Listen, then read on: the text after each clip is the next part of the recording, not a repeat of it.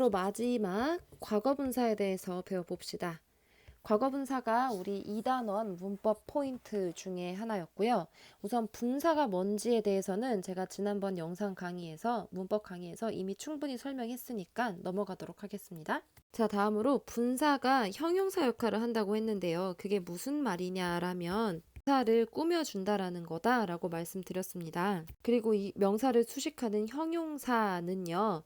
주격 보호 자리에 쓰이기도 하고 목적격 보호 자리에 쓰이기도 하고 현재 진행형이나 수동태나 완료형을 만들 때 재료로 쓰기도 합니다. 이게 무슨 말들인지 예문을 통해서 하나하나 살펴봅시다. 보시면 걔가 만들고 있는 이상한 소음을 만들고 있는 동사는 여기 있어요. seems to be 뭐뭐인 듯하다, 아픈 듯하다 라는 문장입니다. 그러면 여기서 이상한 소리를 만들고 있는 이라는 부분이 개를 꾸며주고 있죠. 이 문장을 해석하면 이상한 소리를 만들고 있는 개는 아파 보인다 라는 문장입니다. 여기서 분사 making, 길게는 making strange noises라는 이 의미 덩어리가 명사인 the dog를 꾸며주고 있는데요. 이런 식으로 분사가 형용사 역할을 한다는 것은 명사를 꾸며주는 거다라고 정의할 수 있습니다. 문장에도 분사가 있는데요. 이번에는 자고 있는 아기라고 하면서 아기를 꾸며주고 있습니다. 자고 있는 아기가 침대 위에 있다라는 문장인데 윗문장과 아래 문장의 차이는 무엇이냐면 윗문장에서는 분사가 명사의 뒤에서 꾸며주고 있다는 거고 아래 문장에서는 분사가 명사의 앞에서 꾸며주고 있다는 거예요.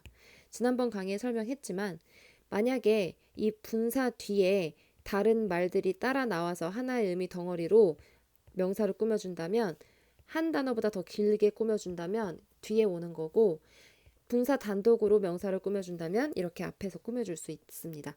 어쨌거나 이 두 가지는 명사를 수식하는 분사에 대한 예시였고요. 세 번째 예시 보시면 너는 뭐뭐 해 보인다 다음에 tired라는 분사가 나왔습니다. 이거 과거 분사죠. 이렇게 분사가요. look 뒤에 보어 자리에 즉 감각동사 뒤에 있는 이 보어 자리에 올 수 있습니다. 감각동사 뒤에 올 수 있는 것은 형용사예요. 근데 이 형용사 자리에 분사도 형용사 역할을 하니까 올 수 있다라는 얘기입니다. 그게 아까 제가 말씀드렸던 분사는 주격 보어 자리에 쓰일 수 있다라는 말을 설명해 주는 예문이었고요. 네 번째 예문을 보시면 나는 들을 수 있었다. 무언가가 falling 이게 분사고요. 바닥에 떨어지는 것을 소리를 들을 수 있었다. 이런 문장에서 이 문장은요. 분사가 목적격 보어 자리에 쓰이고 있습니다. 주어, 동사, 목적어, falling은 목적격 보어거든요. 이렇게 목적격 보어 자리에 원래는 형용사나 명사를 쓸 수 있는 건데 형용사를 쓸 수 있다라는 말은 그 자리에 분사를 쓸 수 있다라는 거예요. 왜냐하면 분사가 곧 형용사니까요. 배웠습니다. 현재 진행형 뭐뭐 하고 있다 이런 문장 쓸 때에는 비동사 플러스 ing로 쓴다 그랬죠. 그때 그 ing가 현재 분사였습니다. 이렇게 현재 분사는 현재 진행형 만들 때 쓰이는 것이고요. 그 다음에 우리 수동태 배웠잖아요. 수동태는 비동사 플러스 pp 과거분사라고 했는데 이때 이거 과거분사잖아요. 이렇게 과거분사가 수동태를 만들 때 쓰이기도 합니다. 또는 현재 완료형, 현재 완료형, 과거 완료형 만들 때에도 have 플러스 과거분사 쓴다고 했죠. 이와 같이 과거분사는 완료형 시제를 쓸 때에도 이렇게 활용이 되고 있습니다. 분사가 형용사 역할을 한다는 것은 명사를 그 뒤에서 꾸며주거나 앞에서 꾸며주는 것 외에도 이렇게 주격 보호 역할, 목적격 보호 역할, 현재 진행형 만들 때, 수동태 만들 때, 완료형 만들 때 이렇게 형용사의 역할로서 분사가 올 수 있다라는 이야기를 해드린 거예요. 지금 주격 보호, 목적격 보호 이런 이야기 했는데요. 그거 2형식 문장과 5형식 문장에 대한 이야기였거든요. 주격 보호는 2형식에 쓰이고 목적격 보호는 5형식에 쓰이는 건데요. 아직 2형식, 5형식 이런 거 잘 모르시면 한번 읽어보시고요. 동사, 동명사 구분하는 것도 제가 이전 강의에서 설명한 내용이 있으니까요. 이것도 그냥 넘어가도록 하겠습니다. 그냥 읽어보세요. 자, 다음으로 여러분이 많이 어려워하는 주제 중에 하나인 감정을 나타내는 분사에 대해서 언급하겠습니다. 첫 번째 예문에서 일하는 것은, 밤에 일하는 것은 피곤하다라는 tiring이 있고 나는 피곤하다라는 tired가 있습니다. tiring과 tired는요.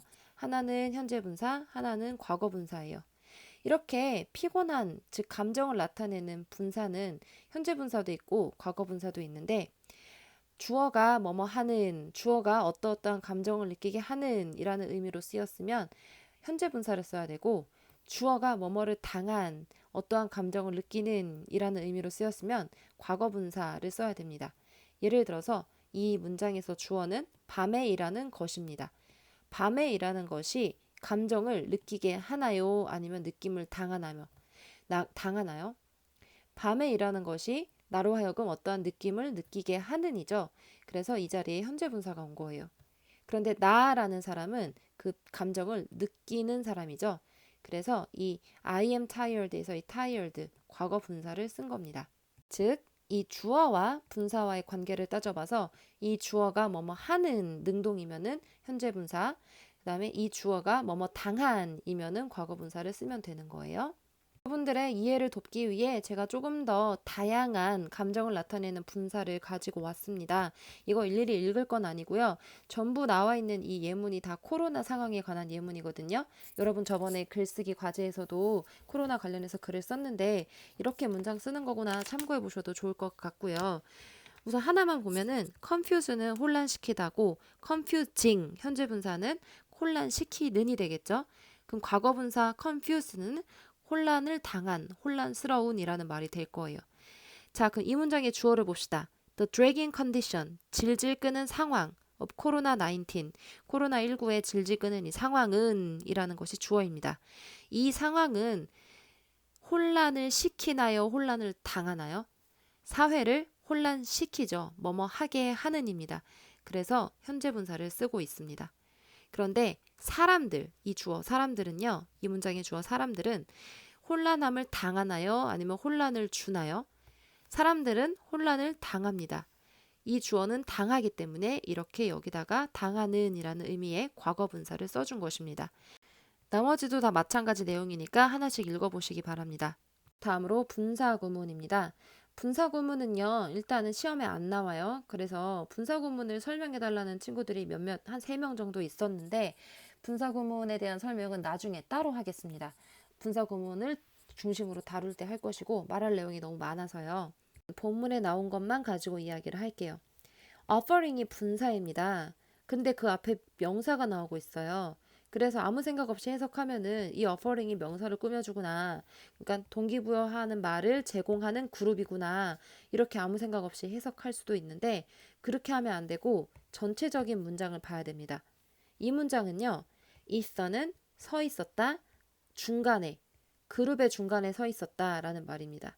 그런데 어떤 그룹이냐면 동기부여하는 말을 하는 그룹에 서 있었다 이 말이 아니고요. 이 문장에서는요.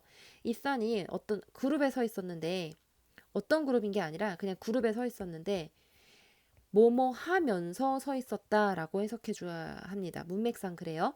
그러니까 동기부여하는 말을 하면서 그룹의 중간에 서 있었다 이런 문장이지 동기부여하는 그룹에 서 있었고 또 다른 그룹도 있는데 얘는 동기부여하는 그룹에 서 있었다 이런 의미로 쓰인 문장이 아니었어요. 그래서 이 offering이 앞에 나오는 명사를 꾸며주는 게 아니라 제공하면서 뭐뭐 하면서 이런 의미로 쓰인 offering motivational words까지가 분사 구문이었어요. 분사 구문은 이렇게 뭐뭐 하면서라는 동시 연속 동작이나 뭐뭐 할 때, 뭐뭐 하기 때문에, 뭐뭐 한다면, 비록 뭐뭐 할지라도 이런 식으로 해석이 되는 것을 분사 구문이라고 합니다. 분사 구문이에요. 해석해 보면은 그녀를 일단 더 해석해 봐야 돼요. 나는 불렀다 그녀의 이름을. 뭐 이거를 그녀를 봤기 때문에 나는 그녀의 이름을 불렀다라고 해도 되고요. 아니면은 그녀를 봤을 때 나는 불렀다라고 해도 되고요. 그녀를 봤을지라도 나는 그녀 이름 불렀다라고 해도 되고요. 뭐 그녀를 보면서 나는 그녀 이름을 불렀다라고 해도 되고요. 여기 있는 것 중에서 뭐로 해석해도 어색하지가 않습니다. 이 문장 하나만 봤을 때는요. 그런데 이 문장 앞뒤로 다른 내용들이 있다면 그때 이 seeing her를 어떻게 해석해야 될지 그 문맥이 단서를 제공을 하겠죠. 분사 구문이라는 것은 이렇게 문맥상 해석을 해본 다음에 가장 적절하게 지금 말씀드린 시간, 이유, 조건, 양보, 동시 동작 이런 것들 중에서 가장 적절하게 그냥 말이 맞게만 자연스럽게만 해석해주면 됩니다. 딱 정해진 게 없고 문맥에 맞게 해석해라 라는 말이에요. 시험에 관계 없으니까요. 분사구문 만드는 방법, 뭐 수동 분사구문, 뭐 독립분사구문 별의별 게 다 있는데 이런 거는 나중에 기회가 되면 설명하겠습니다. 자, 과거분사, 현재분사의 출제 포인트는요. 이것도 굉장히 출제가 수능에도 많이 되는 포인트인데요.